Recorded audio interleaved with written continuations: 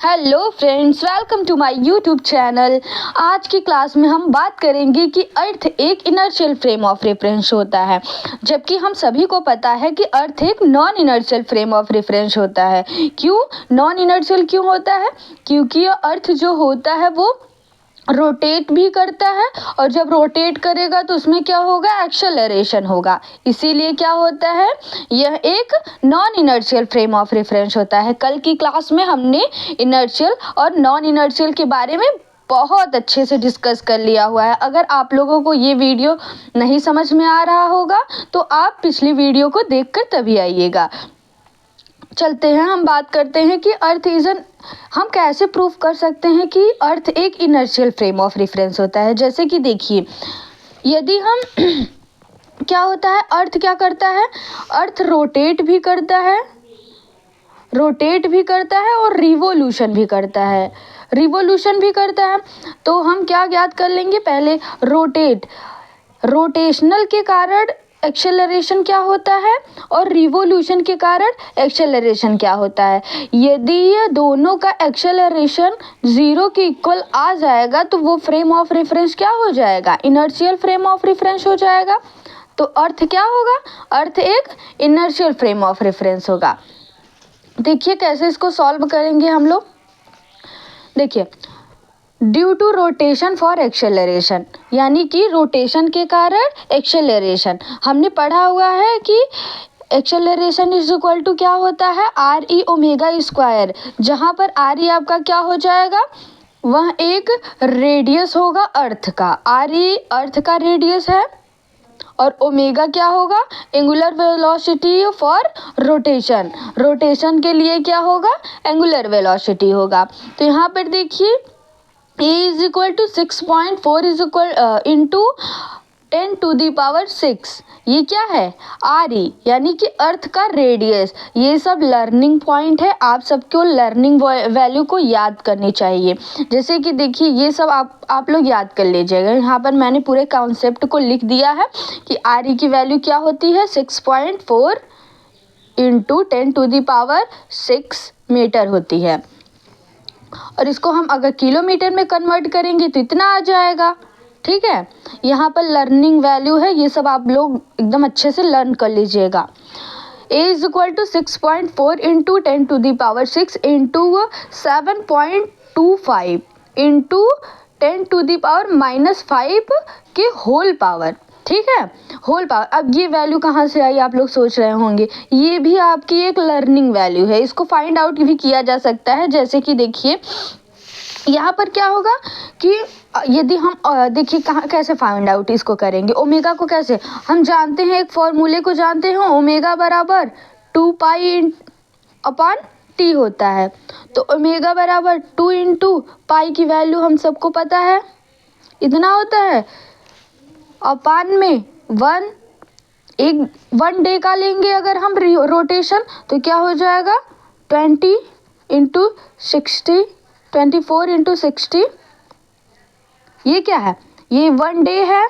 ये एक दिन में कितने घंटे होते हैं? 24 घंटे होते हैं, फिर 60 मिनट होते हैं और 60 सेकेंड होते हैं। ये पूरी वैल्यू हो गई आपकी। इसको कैलकुलेट करेंगे तो यहाँ पर ये वैल्यू आपकी मिल जाएगी। ठीक है, यहाँ पर देखिए हमने कैलकुलेशन किया हुआ है। यहाँ पर देखिए, ऐसे आप लोग कैलकुलेशन कर लेंगे तो ये वैल्यू आपको नोन हो जाएगी। ठीक है, यहाँ पर आपका पूरी वैल्यू क्या आ गई? इसका कैलकुलेशन करने पर ये पूरा कैलकुलेशन करेंगे तो एक्सेलरेशन आपका 0.033 मीटर पर सेकेंड स्क्वायर, इतनी वैल्यू आ जाएगी। फिर यहाँ पर आगे हम देखेंगे कि due to revolution for acceleration. अब रिवोल्यूशन के कारण एक्सेलरेशन देख लेते हैं क्या आता है। जब दोनों एक्सेलरेशन हमारा 0 आ जाएगा तो वह अर्थ क्या हो जाएगा? इनर्शियल फ्रेम ऑफ रेफरेंस हो जाएगा। तो वही आगे देखते हैं कि रिवोल्यूशन के कारण क्या होता है। रिवोल्यूशन के कारण एक्सेलरेशन के लिए हम फॉर्मूला देखते हैं कि a is equal to R omega square, जहाँ पर r क्या है? Distance between earth and sun. जो अर्थ और सन के बीच में दूरी होगी वही हमारा r होगा।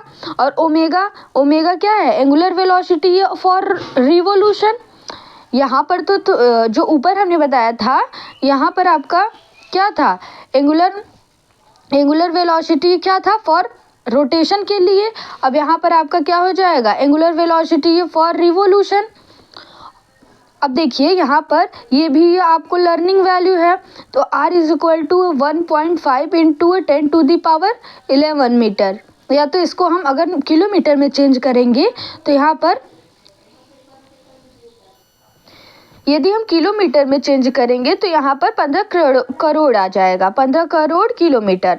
ठीक है, फिर ओमेगा हम फाइंड आउट कर लेते हैं। ओमेगा फाइंड आउट करने के लिए क्या होगा, वही फॉर्मूला लगेगा, ओमेगा बराबर 2 पाई अपान में टी इज इक्वल टू 2 की वैल्यू 2 एज इट इज वैसे रहेगा इंटू 3 पाई की वैल्यू रख देंगे 3.14 अपान में अब ये क्या होता है, ये रिवोल्यूशन होता है, सन के रिलेटिव में ये रिवोल्यूशन कर रहा है ना। देखिए सन के रिस्पेक्ट में ये रिवोल्यूशन कर रहा है, जो अर्थ है वो सन के रिस्पेक्ट में रिवोल्यूशन कर रहा है, तो यहाँ पर ये वैल्यू आ जाएगी आपकी, एक साल की पूरी वैल्यू आ जाएगी 1 इंटू इतनी वैल्यू आ जाएगी। अरे रिवोल्यूशन के कारण अगर हम देखेंगे तो यहाँ पर रिवोल्यूशन के कारण जो आपका एंगुलर वेलोसिटी होगा वो क्या आ जाएगा, 2 इंटू 3.14 पाई की वैल्यू रख देंगे, फिर यहाँ 1 ईयर की वैल्यू, 1 ईयर का हम कैलकुलेशन करेंगे, टाइम क्या है हमारा 1 ईयर है, क्योंकि रिवोल्यूशन सन के रिस्पेक्ट में जो कर रहा है वो 1 ही ईयर करता है, 365 दिन। ओके, तो यहाँ पर कर लेंगे, इस वैल्यू को कैलकुलेट करेंगे तो omega is equal to 2 into 10⁻⁻7 radian per second आ जाएगा। ठीक है, ओमेगा क्या होता है, ओमेगा होता है ना डी अपान थीटा, तो रेडियन पर सेकेंड। यहाँ पर देखिए ए जो होगा वो आर ओमेगा स्क्वायर, अब इस ये वैल्यू ये सब वैल्यू ओमेगा की वैल्यू पुट कर देंगे, आर की वैल्यू पुट करें, ओमेगा की वैल्यू पुट करें, इसको स्क्वायर कर देंगे। यहाँ पर देखिए स्क्वायर नहीं लगा है, यहाँ पर स्क्वायर कर देते हैं, फिर यहाँ पर स्क्वायर करने के बाद ये वैल्यू आपको मिल जाएगी, मीटर पर सेकेंड स्क्वायर में मिल जाएगी। एक्सेलरेशन का यूनिट क्या होता है, मीटर पर सेकेंड स्क्वायर। अब देखिए दोनों का एक्सेलरेशन क्या आया है, एक का एक्सेलरेशन रोटेशन के कारण जो एक्सेलरेशन आया है वो 0.033 आया है, और रिवोल्यूशन के कारण जो वैल्यू आया है आपका वो क्या आया है, वो क्या आया है 0.006 आया है। ओके, रिवोल्यूशन के कारण ये आया है। अब दोनों ही वैल्यू देखिए अप्रॉक्सीमेटली जो है वो 0 के इक्वल में है, दोनों वैल्यू देखिए 2 अंक यहाँ लीजिए, 2 अंक यहाँ लीजिए, ठीक है, 2 वैल्यू तक यहाँ लीजिए, 2 वैल्यू तक यहाँ लीजिए, तो एक्सेलरेशन 0 के इक्वल है, अप्रॉक्सीमेटली 0 के इक्वल है। तो जब एक्सेलरेशन आपका 0 आ गया तो ये क्या हो जाएगा, ये किसकी कंडीशन थी, ये इनर्शियल फ्रेम ऑफ रेफरेंस की कंडीशन थी। ठीक है, इसीलिए क्या हो जाएगा, हमारा प्रूफ हो जाएगा कि अर्थ है क्या है, इनर्शियल फ्रेम ऑफ रेफरेंस है। ठीक है, यहाँ पर देखिए Hence, due to rotation, acceleration is very small. Rotation के कारण जो एक्सेलरेशन है बहुत ही स्मॉल है, and due to revolution acceleration is very small और निग्लिजिबल। तो हम क्या मान लेंगे, बहुत स्मॉल, दोनों रोटेशन के कारण भी एक्सेलरेशन बहुत ही कम है, और रिवोल्यूशन के कारण एक्सेलरेशन भी आपका बहुत कम है, तो दोनों को हम निगलेक्ट कर सकते हैं, निग्लिजिबल मान सकते हैं। तो आगे देखिए, सो वी कैन से, हम कह सकते हैं अर्थ हैज़ नॉट एक्सेलरेशन, अर्थ के पास कोई भी एक्सेलरेशन नहीं है। So it is a inertial frame of reference, तो ये क्या हो जाएगा, यह एक इनर्शियल फ्रेम ऑफ रेफरेंस हो जाएगा।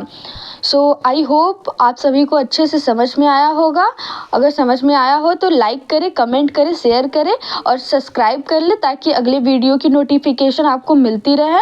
और आप लोग अच्छे से पढ़ाई करिए, और कल की क्लास में हम आगे की टॉपिक पर डिस्कस करेंगे। ठीक है, आगे का टॉपिक आपका गैलेनियन ट्रांसफॉर्मेशन है। ओके।